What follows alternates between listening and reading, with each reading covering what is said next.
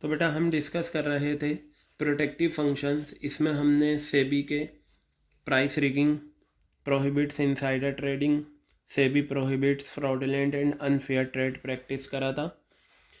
तो अब हम यहाँ पर आते हैं, मतलब प्रोटेक्टिव फंक्शन का जो मेन थीम है वो क्या है? इन्वेस्टर्स को हर तरह के धोखे से बचाना है। ठीक है, क्या क्या धोखे होते हैं वो आपने देख लिया। इनसाइडर ट्रेडिंग होती है इन्वेस्टर के लिए, और ये अनफेयर ट्रेड प्रैक्टिस होती है इन्वेस्टर्स के साथ। प्राइस रिगिंग, अल्टीमेटली नुकसान इन्वेस्टर्स को होता है। आगे बताया, SEBI undertakes steps to educate investors. SEBI क्या करता है? स्टेप्स लेता है इन्वेस्टर्स को एजुकेट करने का। ठीक है, तो यहाँ बताया सेबी एजुकेट्स द इन्वेस्टर।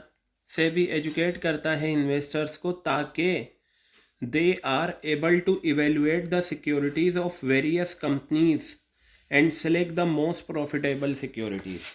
मतलब सेबी जो है, इन्वेस्टर जो लोग शेयर मार्केट में पैसा लगाना चाहते हैं उन्हें एजुकेट करता है कि पहले आप जानो शेयर मार्केट के बारे में। सेमिनार होते हैं, वर्कशॉप होते हैं, कॉन्फ्रेंसेस होती हैं, यूट्यूब पर वीडियोस अवेलेबल हैं, आप पहले जानो, ताकि जो इन्वेस्टर हैं कई सारी कंपनीज की सिक्योरिटीज़ यानी कि शेयर्स को इवेल्युएट, जांच कर सकें, कंपैरिजन कर सकें, और जिस सिक्योरिटीज़ में ज़्यादा प्रॉफिट है उसमें वो अपना इन्वेस्टमेंट कर सकें।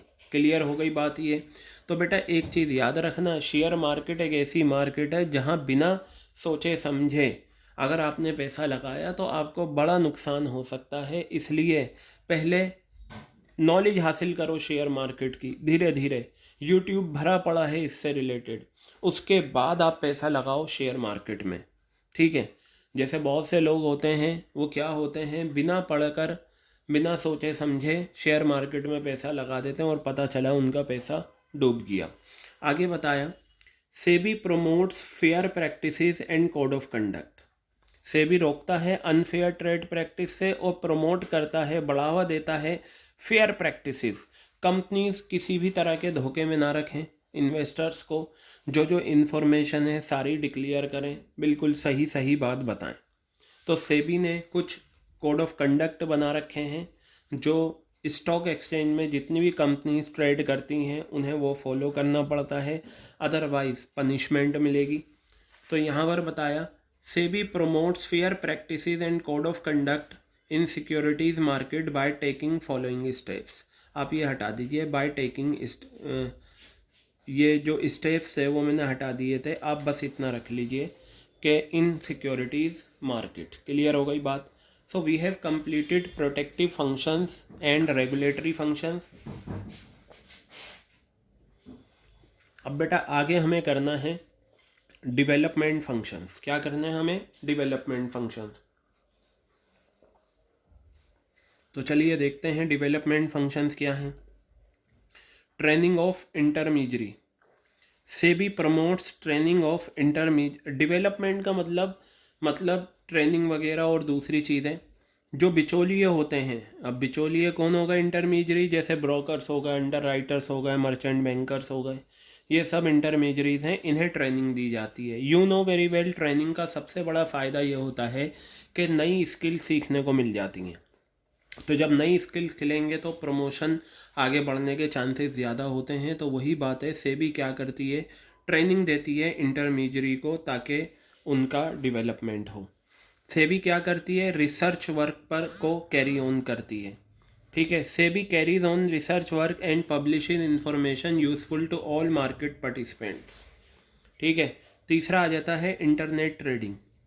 SEBI has permitted internet trading through registered stock brokers. और बेटा अब तो सब कुछ ऑनलाइन ही होता है, इंटरनेट के थ्रू होता है, लेकिन हाँ, आप ख़रीदना और बेचना, जैसे मैं कई बार बता चुका हूँ आपको, आप सिर्फ रजिस्टर्ड स्टॉक ब्रोकर्स के थ्रू ख़रीद सकते हैं और बेच सकते हैं, अदरवाइज़ नहीं। आप डायरेक्ट किसी भी कंपनी के शेयर्स नहीं ख़रीद सकते, ना बेच सकते। ठीक है, आपको रजिस्टर्ड स्टॉक ब्रोकर्स का सहारा लेना पड़ेगा, और ये वो रजिस्टर्ड ब्रोकर्स हैं जिन्होंने सेबी के पास अपना रजिस्ट्रेशन कराया है। चौथा पॉइंट है investor education. SEBI keeps on developing literature for the benefits of investors. बेटा कई सारे कोर्सेज हैं जो शेयर मार्केट से रिलेटेड हैं और लोग करते हैं, डिप्लोमा कोर्सेज हैं, डिग्री कोर्सेज हैं, ठीक है, शेयर मार्केट से रिलेटेड। तो सेबी क्या करता है, बढ़ावा देता है ऐसे लिटरेचर को इन्वेस्टर्स के बेनिफिट्स के लिए। It tries to make them better investors by issuing guidelines from time to time. SEBI guidelines issue करता है ताकि टाइम टू टाइम लोगों को पता चलता रहे क्या क्या चेंजेस आ रहे हैं। लास्ट पॉइंट है, इसकी कोई मेन हेडिंग नहीं है, या आप ऐसे ही लिखेंगे। Undertaking measures to develop the capital markets by adopting a flexible approach.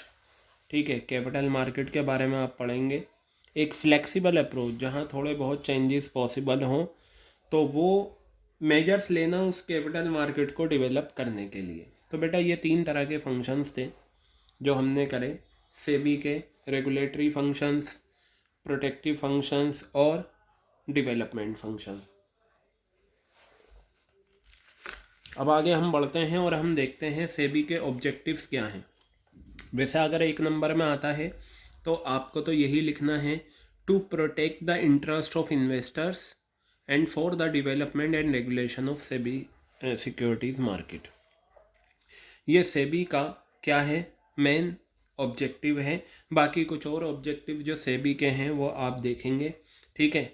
एक मकसद क्या है, चेकिंग इनसाइडर ट्रेडिंग। अभी मैंने आपको इनसाइडर ट्रेडिंग समझाया, ठीक है। तो बेटा सेबी क्या करता है, सेबी का एक मकसद ये है, ये देखना कि क्या कंपनीज़ में इनसाइडर ट्रेडिंग तो इन्वॉल्व नहीं है, क्या कंपनीज़ के जो सीनियर पोजीशन पे लोग हैं वो उसका इंफॉर्मेशन का मिसयूज़ तो नहीं कर रहा है अपने पर्सनल बेनिफिट के लिए, ठीक है। तो वही चीज़ यहाँ पर बताई गई है। तो यहाँ पर देखिए सेबी की डेफिनेशन भी बताई। यहाँ तो हमने सिर्फ ये देखा था, मैंने आपको समझा दिया था सेबी का मीनिंग। देखिए सॉरी, इनसाइडर ट्रेडिंग का अब यहाँ देखिए क्या लिखा हुआ है। Insider trading means buying and selling of securities, securities का ख़रीदना और बेचना। सिक्योरिटीज़ का मीनिंग मैंने आपको बताया था, शेयर्स, यूजुअली शेयर्स होता है। सिक्योरिटीज़ यानी कि शेयर्स का ख़रीदना और बेचना बाय दोज पर्सन्स, कौन ख़रीदेंगे कौन बेचेंगे, डायरेक्टर्स, प्रोमोटर्स यानी कि जो सीनियर पोजीशन है, who have some secret information, जिनके पास कुछ सीक्रेट इन्फॉर्मेशन है कंपनी के बारे में, एंड हु विश, जो ये उम्मीद करते हैं कि हम ये सीक्रेट इन्फॉर्मेशन का फ़ायदा उठा लेंगे, ठीक है। और फ़ायदा कैसे उठाते हैं वो मैंने आपको बता दिया। इससे क्या होता है, जो जनरल इन्वेस्टर्स हैं उनको हर्ट होता है, क्योंकि फ़ायदा कोई और ले गया, ठीक है, on the basis of secret information. तो इट वाज वेरी इसेंशियल, ये बहुत ज़रूरी था कि चेक की जाए इस टेंडेंसी, इस इनसाइडर ट्रेडिंग को। सेबी ने कई सारे स्टेप्स लिए इनसाइड ट्रेडिंग को चेक करने के लिए, ठीक है। Many step have been taken to check insider trading, ये काट दें आप, ठीक है। तो पहला जो मकसद है सेबी का वो क्या है, इनसाइडर ट्रेडिंग को चेक करना। अब आ जाओ यहाँ पर जो और इन्फॉर्मेशंस हैं क्या हैं। सबसे पहले हम आते हैं रेगुलेशन ऑफ कैपिटल मार्केट। देखिए बेटा अभी आप शुरू में देखेंगे आपको ये सारी मार्केट पढ़नी है, ठीक है। जैसे मैं आपको एक दिखा देता हूँ, फाइनेंशियल मार्केट के 2 टाइप हैं, कैपिटल मार्केट और मनी मार्केट। तो ये क्या होते हैं ये हम देखेंगे, तो आप याद रखना। कैपिटल मार्केट का रेगुलेशन क्या है, कैपिटल मार्केट का regulation, the objective of SEBI is to regulate the operation, manage करना, रेगुलेट का मतलब मैनेज करना, कैपिटल मार्केट के operation both primary market and secondary market, ठीक है। तो बेटा कैपिटल मार्केट के 2 पार्ट्स होते हैं, प्राइमरी और सेकेंडरी, ठीक है। उनके ऑपरेशन को मैनेज करना ये सेबी का मकसद है। और इस ऑब्जेक्टिव को अचीव करने के लिए सेबी ने कई सारी गाइडलाइंस बनाई हैं जो फॉलो करने पड़ती हैं सारी कंपनीज़ को जो कैपिटल मार्केट में डील करती हैं। क्लियर हो गई। आगे बताया, protection of rights and interest of investors. इसका मतलब ये होता है इन्वेस्टर्स को बचाना है गलत इन्फॉर्मेशन से जो दी जाती हैं कंपनी के द्वारा अपने प्रोस्पेक्टस में, ठीक है।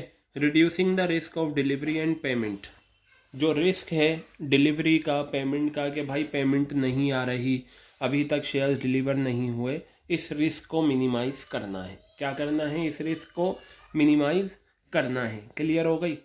तो ये था आपका protection of rights and interest on investors.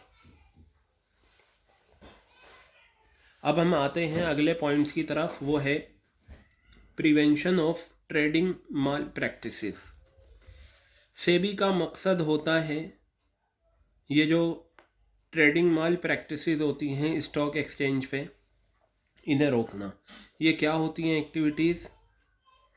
May be in the form of excessive speculation, speculation ज़्यादा होना, forming associations by traders to manipulate share market, share prices. Association बन जाती है लोगों की और वो क्या करते हैं? शेयर प्राइसेस को मैनिपुलेट करते हैं। तो इस चीज़ को रोकना सेबी का क्या है? मकसद है। बाकी आता है enforcement of corporate governance on companies. Corporate governance का मतलब क्या होता है वो हम देखेंगे। इन्फोर्स का मतलब इम्पोज करना, कॉरपोरेट गवर्नेंस का मतलब ये होता है अडॉप्टिंग फेयरनेस। कंपनीज क्या करें? बिल्कुल फेयरनेस फॉलो करें, ट्रांसपेरेंसी फॉलो करें और अकाउंटेबिलिटी फॉलो करें कंपनीज के द्वारा, कि अगर कोई काम नहीं हुआ तो कंपनीज अकाउंटेबल है, और जो भी अकाउंट्स बने, जो भी इंफॉर्मेशन दी जाए वो बिल्कुल ट्रांसपेरेंट हो, फेयरनेस हो उसमें, ठीक है। आगे बताया सेबी एम्स, सेबी का मकसद होता है enforcing corporate governance of on companies. Corporate governance का मतलब जो भी कंपनीज अपने अकाउंट्स बनाए उनमें फेयरनेस हो, ट्रांसपेरेंसी हो, प्रोस्पेक्टस में बिल्कुल सारी इन्फॉर्मेशन सही हो, ठीक है, अकाउंटेबल हो कंपनीज। तो सेबी का मकसद होता है कॉरपोरेट गवर्नेंस इम्पोज करना कंपनीज पर जिनकी सिक्योरिटीज़ लिस्टेड होती हैं ऑन एनी स्टॉक एक्सचेंज। बेटा मैं आपको बता दूं, लिस्टेड का मतलब क्या होता है। हर कंपनी शेयर्स नहीं बेच सकती। जिस कंपनी को शेयर्स बेचने होते हैं सबसे पहले उस कंपनी को एक पर्टिकुलर स्टॉक एक्सचेंज में जाकर अपने आप को लिस्ट कराना होता है। स्टॉक एक्सचेंज में जो कंपनीज लिस्टेड होती हैं उन्हीं कंपनीज के शेयर्स ट्रेड होते हैं, बाकी हर कंपनीज के शेयर्स ट्रेड नहीं होते। और लिस्टेड कैसे होते हैं वो आगे की चीज़ है, आपको नहीं जानना, बस मैं आपको ये बता रहा हूँ कि उन्हीं कंपनीज के शेयर्स बेचे जाते हैं जो लिस्टेड होती हैं स्टॉक एक्सचेंज पे। तो बेटा ये था हमारा सेबी का कॉन्सेप्ट, सेबी के ऑब्जेक्टिव और सेबी के फंक्शंस, ये हमने कवर अप कर लिए। और हमने स्टॉक एक्सचेंज का प्रोसीजर कर लिया था, बाकी स्टॉक एक्सचेंज के बारे में भी जानेंगे और धीरे धीरे हम इस टॉपिक को भी कवर अप करेंगे।